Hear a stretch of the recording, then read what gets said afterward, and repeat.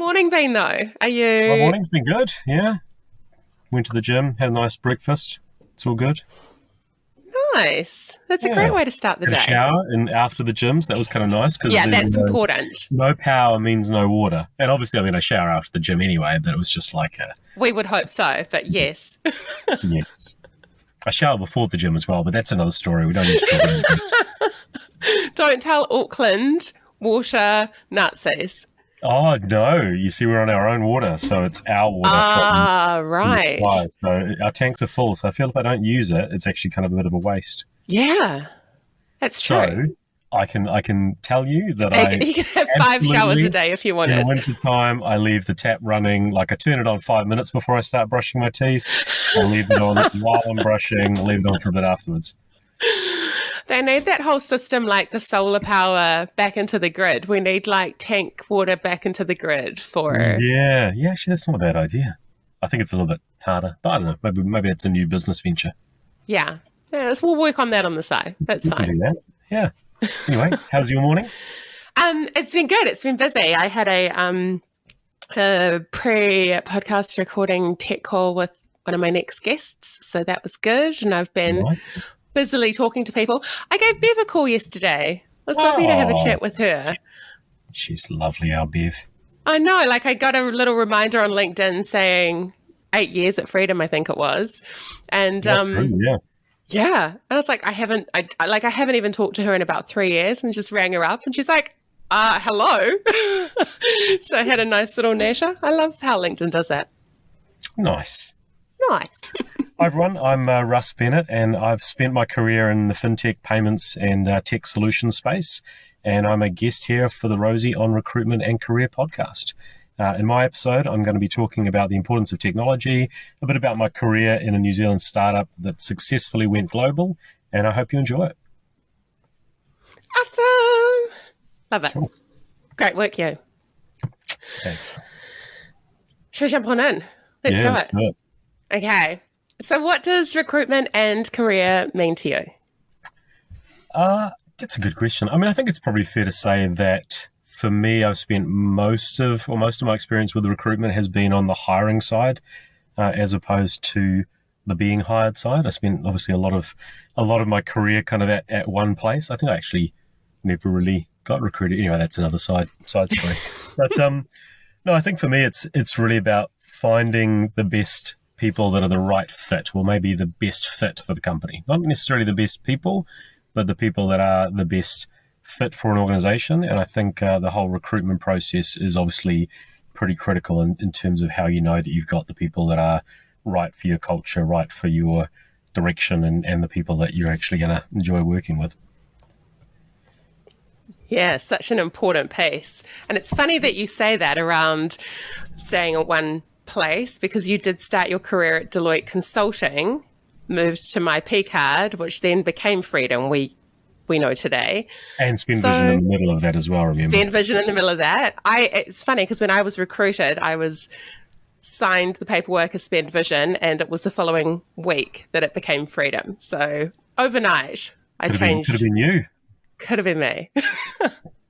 Can you tell us a little bit about your early career in the technology environment and the opportunities you leveraged at that time? Yeah, sure. So it's funny actually, because I was thinking about my early career at Deloitte the other day, and the first thing that sprung to mind was actually suits, not anything to do with tech. But when I started, it was like the whole suit and tie every day in the office, and then we could drop the tie on Fridays because that was casual Friday. But it was just making me laugh thinking about how different that is to That's a world the jeans away. and t-shirts that I've been wearing since then. Interesting thing, I guess, back in that era was that it was, and this gives away my age a little bit, but it was back in the early era of the internet. And, I guess there was a lot of exploration going into what does that mean for, what was e-business and, how is that going to change the world? And I think the interesting thing for us in that kind of early phase of my P card is that as we were growing the business out of Deloitte, we would have potential customers that would call us up and ask us to come out and do a demo and show them the product. And the first question we actually had to ask them was whether they had the internet or not. because there were just so many people back then that, it was a dial-up machine, and they weren't giving internet access to their employees at that time. So that was probably framed, I guess, a little bit of the early era, of the tech space. Yeah, it's just mind-blowing to think that that's how we operated. I remember getting some of the first mobile phones when I was in my first role, and the big brick, and just how far it's changed. And, kids walking around with their iPhones now. I think I've still got my old Nokia communicator somewhere. It was awesome. Oh my gosh. Some awesome technology there. So as my P card was growing, how did you grow as a professional, and what key lessons did you learn early on?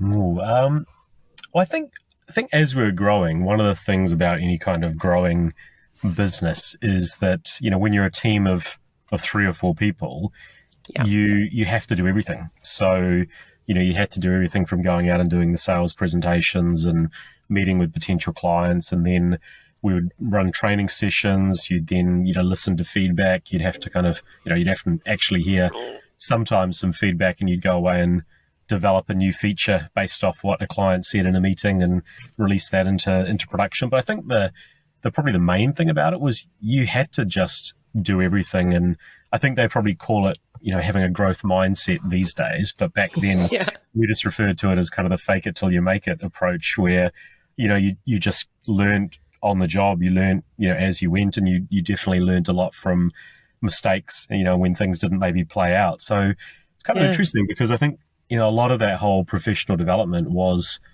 really just putting yourself into the deep end and kind of figuring out how to swim. And then also, as we got a little bit larger, spending time around people that were probably a little bit better at swimming and learning from them. Yeah. So how did you then decide which route to take? Because it was a lot of different types of roles, as you said. Was there ever a point where you thought, actually, no, I really want to get into the sales side of this? Or it's interesting, actually. I think I probably never got out of the sales side of it, right? I mean, I think there's that whole thing where you always say, everyone's sales for the business, right? My background was always in the tech side of things. So for me, it was always about developing and building the product, and then building the team of people that would go on to kind of, build the product. But I think it was definitely nice to always have an opportunity to kind of dabble in various different areas of the business. I think it's, probably one of the advantages you have in kind of being a startup and being part of a growing business, is that you get the opportunity to have a chat to the new marketing people and talk a little bit about marketing, or, get involved in the sales piece, or learn a bit from the finance guys. So, I think it was interesting, but, at my core, I'm a tech guy, right? So, it was always about, building something pretty cool. Yeah. As that progression happened, so it's easy when you are a small team, ideas get thrown around a wee bit and you can develop them. But as you grew larger, how do you encourage creative thinking within your teams? I think the key for encouraging that is just to trust people and to give people space. I love that whole idea of, you should always be recruiting people that are smarter than you are. And the last thing you want to be doing is being the person that has all the ideas and all the direction. I mean, sure, if you're in a leadership position, you have to be setting a bit of a strategy. But for me, it's always about kind of telling people where you want to get to, and then just empowering them and giving them the space to come up with ideas. But I think the other key part of that too is you have to make sure you have a safe environment where people can come up with some crazy ideas that might never fly, but that's okay, that people can suggest something and you can, work out together that maybe it's not the best approach. I think, unless you actually have an environment where there's no fear, then you're never going to get the best out of people. Yeah, so true. And proven, we've seen a lot of that happen through the COVID process, and people had to be creative, and when people weren't able to voice that, processes were stunted. Absolutely. Yeah. You were a leader in senior leadership at Fraedom for quite some time. What are you most rewarded by from your work as a leader there? That's a great question. I think ultimately the thing about being in any kind of leadership position, the thing that, at least for me, that was the most rewarding was when you'd have a conversation with somebody that you were, I don't know, do I say that you were leading, but, where you were actually in that position, and people, whether it was people in the team, whether it was external partners, when people would express that they actually enjoyed or appreciated or felt that they grew or they got something out of being part of the team or something from that leadership. So, I think for me, it's kind of always been about the people element. And I think when you're in a position where you can help a business grow and you can create opportunities for people and you can create roles where people can come into a team and kind of find their groove and actually be part of something. There's nothing more rewarding than people saying, thank you for that. That was something that they enjoyed. So, I think for me, it's probably been about, the times when you get that appreciation for the fact that, leadership can be hard, but it's when people actually appreciate or recognize, something that's helped them with their life. Yeah, it's so true. And to get that collectively through a group of people, and I think, some of my time at Fraedom was some of the happiest of my career. And I know that the people I worked with felt that was a really special period as well. So you guys were obviously doing something right. Oh, I hope so. If you could go back in your career, knowing what you know now, would you change anything, and why? Oh, that's dangerous. Isn't it? Well, come on, sliding doors moments. It's one of those things. Yeah. No, before the sliding doors moments? What was the? I think Aston Kutcher probably didn't do it justice with the whole butterfly effect. Butterfly effect. But there was the original book that came out. Right. It was years ago. I think it was called A Sound of Thunder. And it was that whole story about people being able to go back in time and see dinosaurs and the guy who stepped off the conveyor belt and squashed a butterfly, and then basically it changed everything. So I think, no, I wouldn't change anything because I don't think you can. I don't think you can look back at a journey and say, oh, if we did this differently or if I did that, I don't think you can predict or see the way that things would have played out. And I think for me, it's the journey.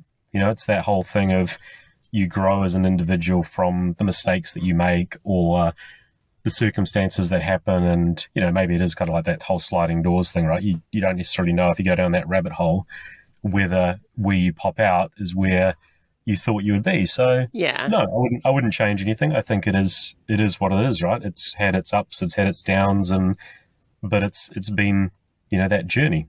So that's life. That is life. Exactly. Now, something that others might not know about you is that you're a bit of an adrenaline junkie. You love jumping out of planes. Yeah, I am, yes. What's been the most exciting experience of your career, though? Ooh. I think if I look back at my career, I definitely feel pretty privileged to have been able to do and go and experience a lot of things. I've managed to travel a lot. I've, gone to some pretty cool places, had drinks at some pretty cool bars, had a pretty fun time. But I think in terms of the most exciting experiences, they will still, I think, hang around the people side of things. It's those interactions, and even just being able to catch up with somebody, that you don't get to see very often and spend some time and getting to know those people.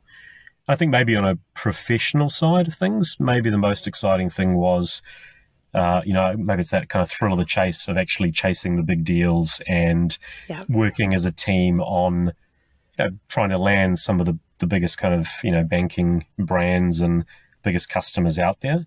I think that was probably something that was exciting and rewarding, and actually going in there and being the kind of, at the time as well, the very kind of small Kiwi startup that was trying to take on the world and going into the Barclaycards and the Bank of Americas and these guys, and basically trying to sell the solution, right, to win the deal. So and again, that was all teamwork, right? It was a case of coming together as a group of people with a singular focus and putting the effort in, and the exciting time was, I guess, that waiting to see if you were successful, and a lot of the times we were, which was pretty awesome.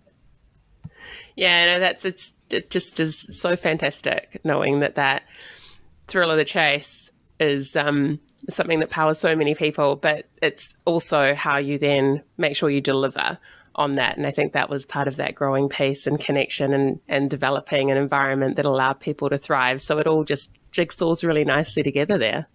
Oh, yeah, and we had some massive projects. I mean, we won some major kind of government deals and had massive deadlines and huge punitive damages for non-delivery. And it was amazing to see how that kind of just really rallied the team and the focus around things. And a lot of times I've chatted to some people about that afterwards, and the people that have been involved in some of those massive high stress projects, always point back and say that was the best project they ever worked on, right? Yeah. Because, that kind of singularity of focus and that alignment as a team, and actually, they do say, I think in life that, happiness is supposed to come from overcoming, problems, right? Adversity and pressures.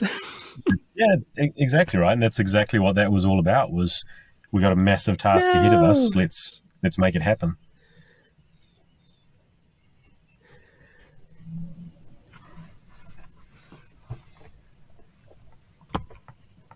Oh dear.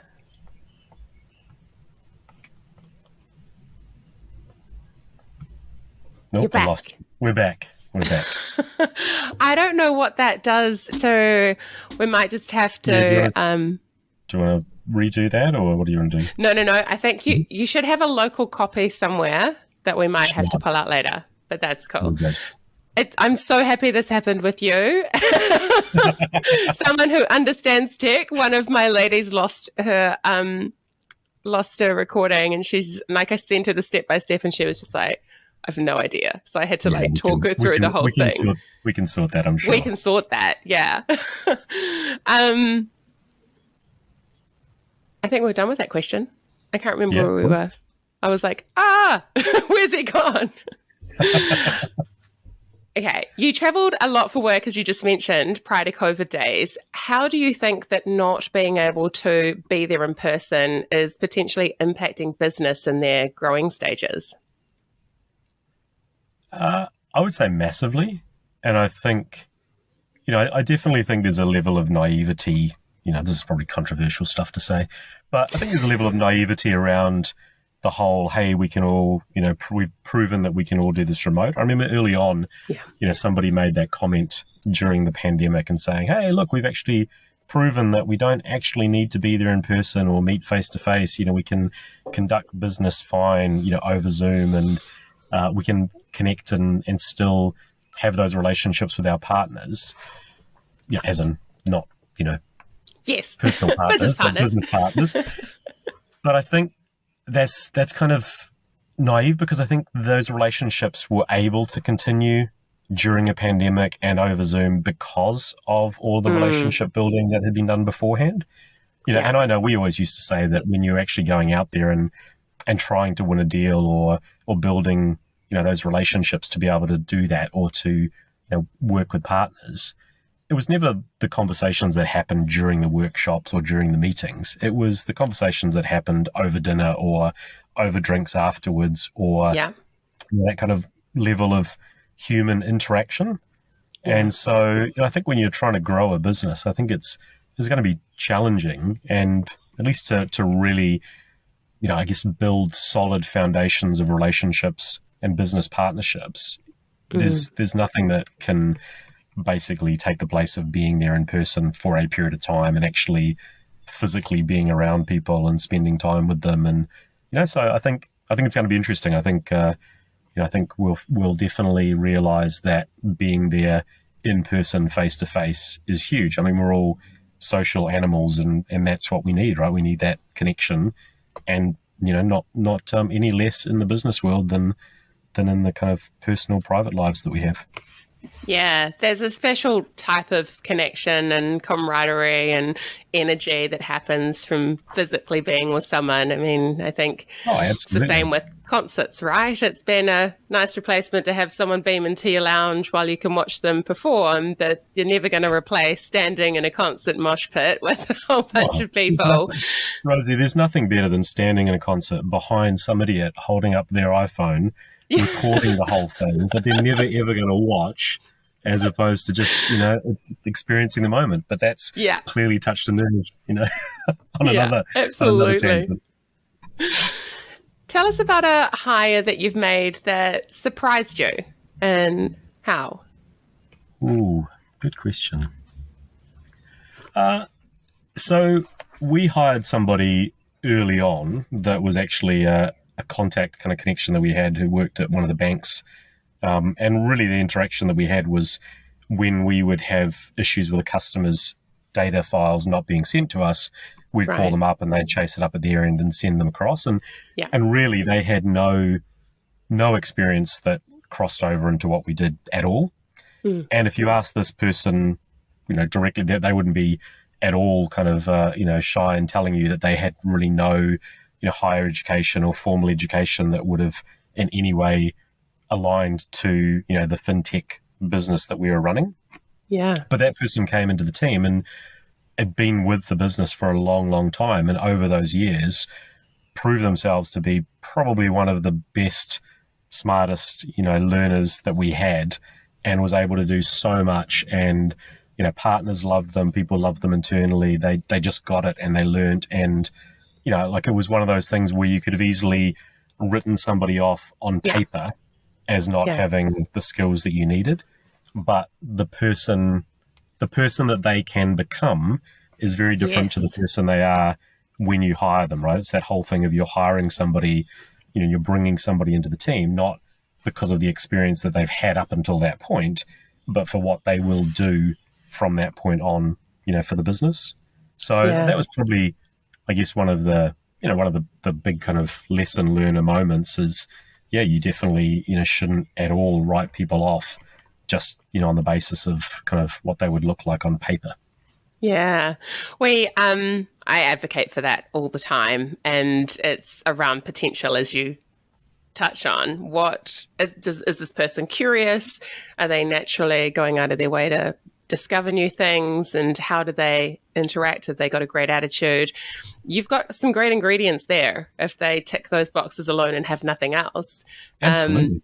Yeah. I mean, it's your responsibility as the person employing them to find the right opportunities, the right ways to be able to get them engaged and to help support them and develop them as an individual to be that person that they could become. And we've seen so many examples of that over the years at Fraedom, of people that have come in one role and 10 years later, they're doing something completely different and are a critical member of the team. Yeah. Flip side of that. So as a leader, have you faced performance or engagement issues with an employee? And what advice would you give to managers in that position? That's a good one. We've had a range of that. From the general, hey, this person's probably not, doing as well as they could be. Maybe they're not kind of the right fit.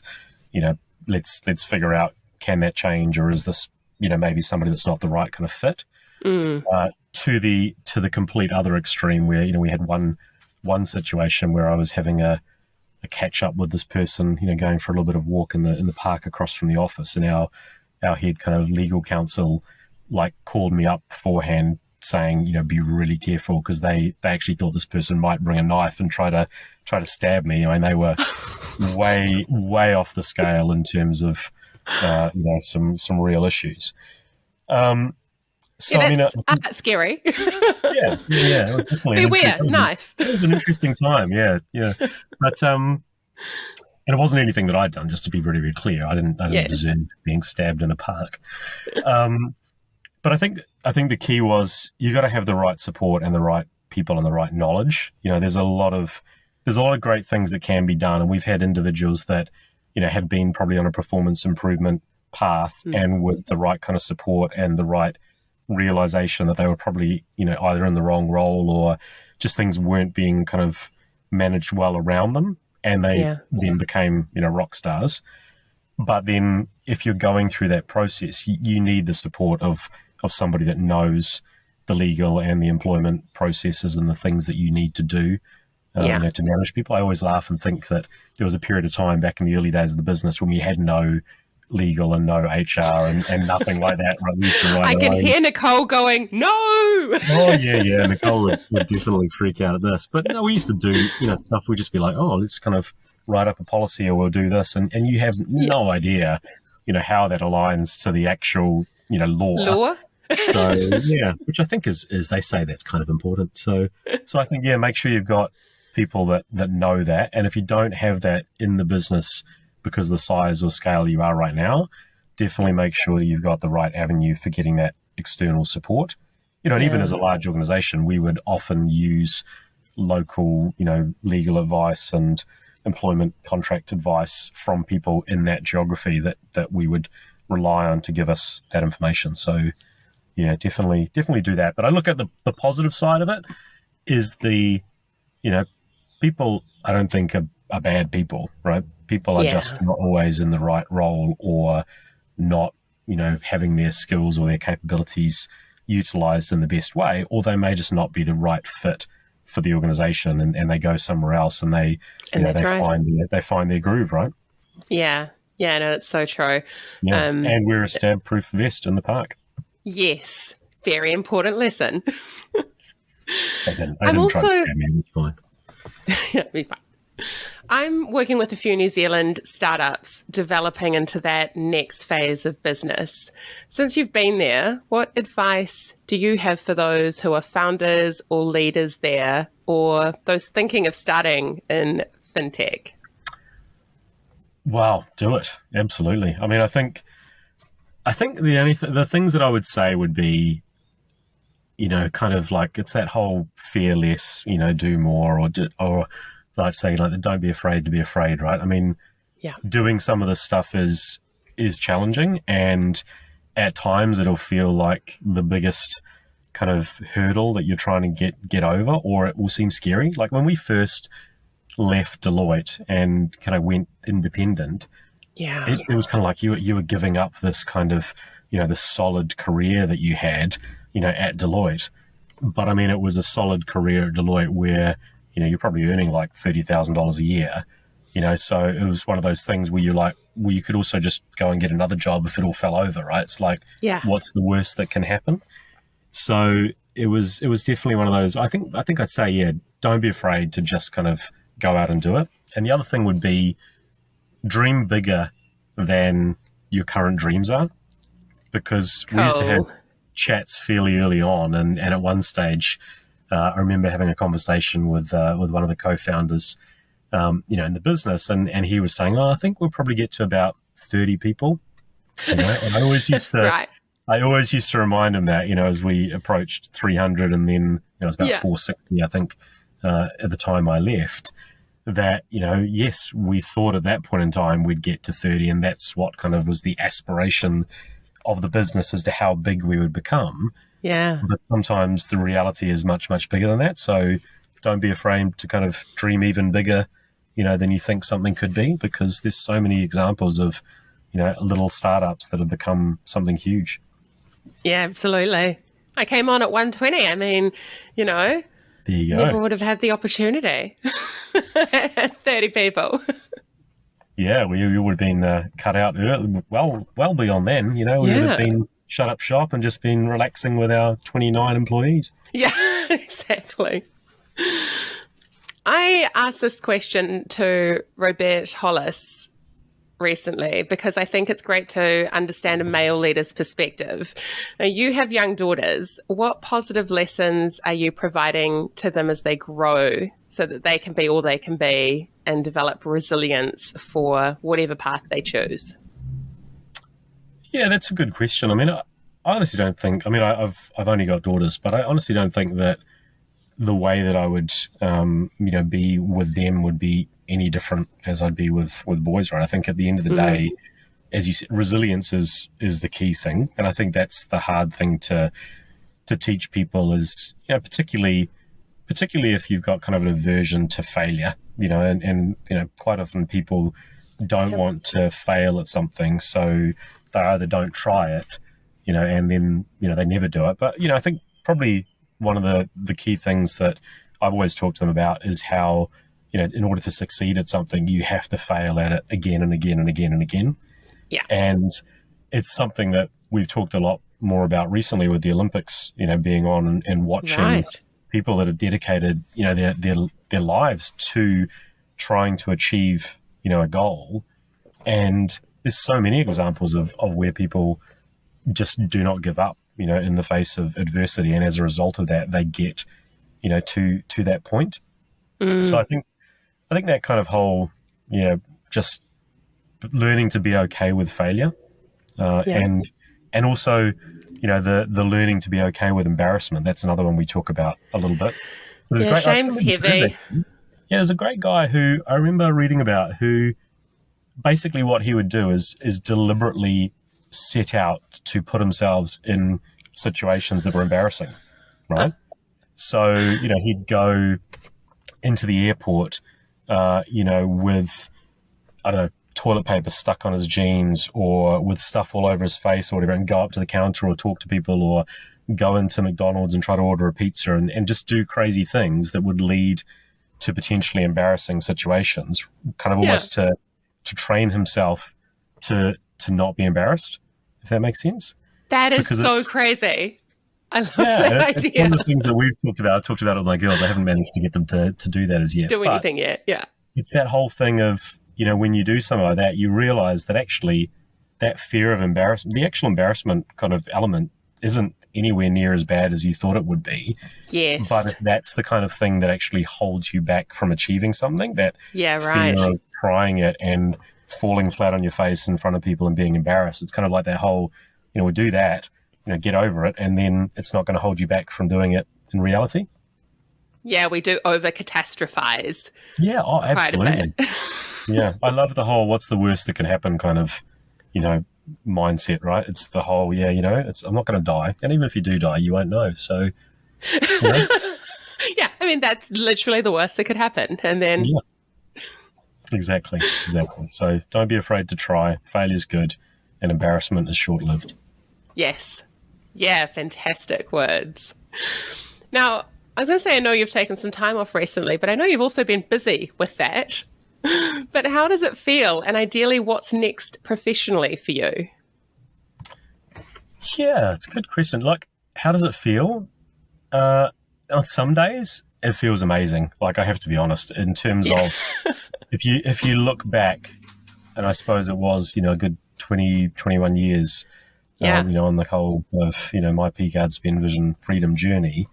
But then even before that, you realize that you've never kind of taken a moment to step off the hamster wheel, because before that it was university and before that it was school. And, I suppose for the last 20 years, you've always had something in the back of your mind about something that needs to be done, something that's upcoming, something that is, even when you took time off over kind of Christmas or took a break, you always were thinking about the trip that was coming up early January or something like that. So I think on one hand, it's been kind of nice to really take a step back and kind of unwind and let go a lot of those things that you used to be thinking about. At the same time, it's also, I miss the people, right? It's one of those things you miss being involved in a lot of that kind of stuff and a lot of those, people interactions. But I think it's also been a good opportunity to kind of take time and reset and kind of just realize that, for me personally, at least, it was that realization too, that it's so easy to get busy with being busy and busy with work, and you stop doing the things that maybe you actually love doing, and some of those hobbies or some of those activities that you didn't actually prioritize because, work things would take precedence or other things or life would just kind of stop you from doing that. So I think for me, it's kind of been a nice little break and definitely kind of resets that whole, work-life balance kind of equilibrium. In terms of what's next, you do also get to a point where you kind of realize, this is not kind of healthy to not be doing something.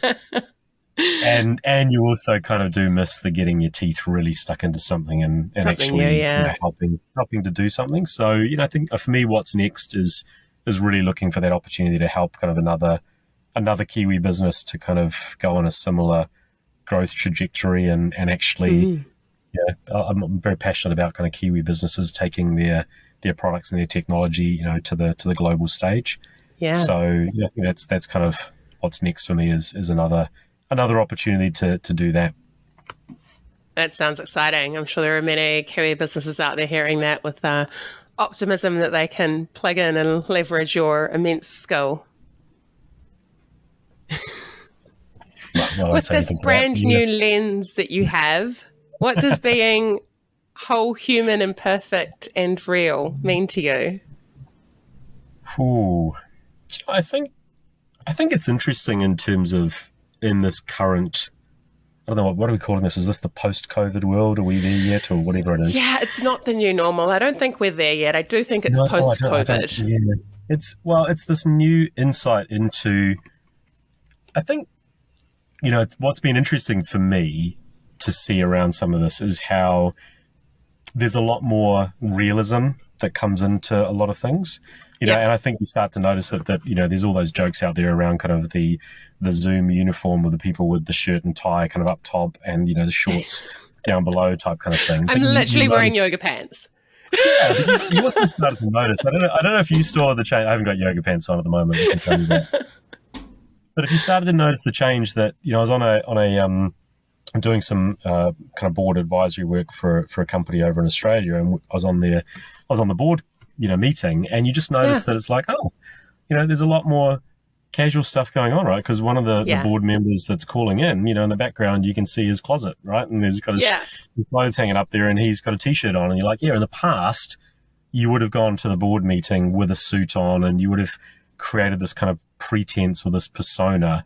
And I think one of the things that I've liked about this is it's kind of brought back a little bit of that realism where people kind of held the pretense for a period of time, but then you got to the point where you're like, you know what? No, I'm not going to put a shirt on for this call. I'm just going to do it in a polo shirt, and then a polo shirt becomes a t-shirt, and then my brain like, still works, surprisingly. Yeah. And it's that kind of element where I think people are starting to be a little bit more of their kind of true whole selves, in those kind of work environments.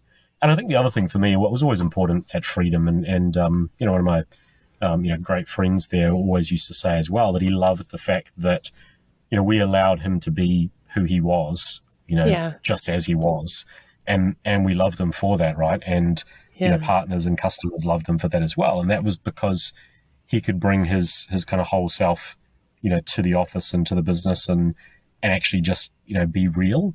And I think that whole acknowledgement or understanding that at the end of the day, we're all kind of, our own flawed human beings that are trying our best to get things done. The only thing I will say is I think sometimes people go kind of too far and try to go to the extreme of the whole, do you know what, this is who I am, this is how I am, so deal with it. I'm going to swear and curse, and I'm a straight shooter, so I'm just going to call. It's like, no. Yeah, there's a middle. Yep. Yeah. I agree. So it's that whole be your whole self, but be the best version of that, and always trying to improve on that version of the whole human real you that you are. Yeah, no, I think that's great advice, and it's the best of that Venn, right? It's just getting absolutely, that lovely piece in the middle that is all of who you are, but allows you to thrive in the professional environment. So absolutely love it. Come to the end. Is there anything else you'd like to share, or last words to leave us with? The only one thing that I would say, and somebody asked me, a question about, I guess, what was the biggest lesson or the biggest learning that I took from the whole kind of, Fraedom journey. And I thought about that a bit, and I thought, for me, probably the biggest lesson, and there's a little story that goes with this as well, but was the whole kind of, I guess, dealing with disappointment and, approach to understanding that, there are kind of things that happen in life that at the time can be incredibly disheartening. Yeah. And I'll tell you the story, and then I'll tell you, I guess, the lesson. But so back when we were kind of still my P card and still part of Deloitte, so this was kind of early 2000s. There was an opportunity that came up to bid for a deal with a really large US bank, and this was kind of the first time that we'd ever really done a banking white label. And this bank was based in Chicago, and we put kind of all our effort into actually trying to win this deal. Yeah. And we were pretty confident, right? It got to the point where we knew it was down to kind of the final two. We knew that the product guys, loved our solution, preferred our solution. We ticked a lot of the boxes along the way that we needed to. And it was at that point where we were even, we were starting to plan our new lives in Chicago, right? We were starting to think about, moving over there. We were starting to, kind of look at places that we'd be staying. It was the whole kind of thing of this is happening. Yeah. And it got down to the kind of the final two, as I said, in the selection process, and we lost. And, we were so confident that we were going to win this deal, but we didn't. And that was, that was devastating, right? Because at that time, when we were pretty young, I mean, obviously, as I said, it's a 20-year journey. So, we must have started the business when we were 8. You're 5, clearly. Yeah. But when you look back at that, it was kind of almost soul destroying, just because you thought about this opportunity to kind of, go to the States and do all these kind of cool things.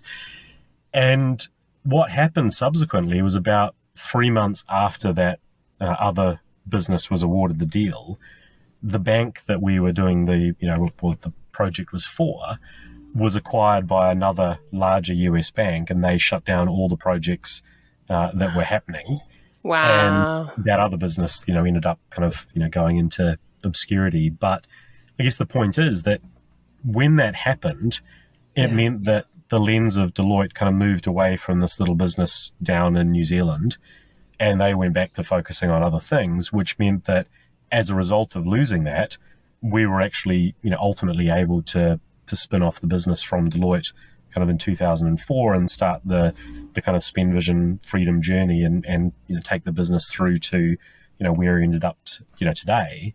Yeah. And I guess the point is that if we'd won that deal, then, we would have been in Chicago and then having the whole deal cancelled underneath us, or it would have changed, the focus of Deloitte on the business, and maybe we never would have been able to actually, spin the business off, and things wouldn't have actually played out.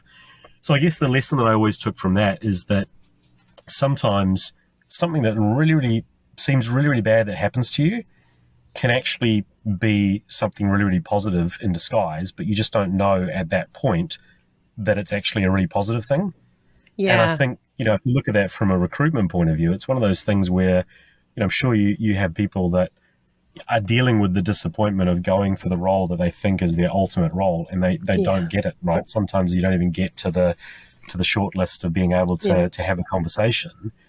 But it can actually be that is actually a positive thing, because if you got that role, you wouldn't have known about the other opportunity that was actually a much better fit, that was the place that you really, wanted to be, or that was the right place for you. You wouldn't have known about it. So I guess to me, that's one thing I've always tried to think about in life, is that those kind of upsets and those, challenges along the way, those things that really can be huge disappointments, trying to see them as actually potentially being, huge positive things, but you just have to continue to kind of play it out to see how that's actually going to be, the positive. So, yeah. I think it's just such a great story, because you're right. Like, I've had enough years in my career and enough disappointments as a salesperson and facing other challenges where it's something that you will learn from, and it might be a bit painful today, but you can look back on it and it will remind you of some other opportunities that opened because of that. So time to take a little bit of gratitude. To look back and say, oh, I'm so glad that never happened. I just didn't know at the time. Yeah. So, yeah. That is amazing. Thank you for finding power and internet and being in your truck and doing this online. I am going to hit stop on this, so see what we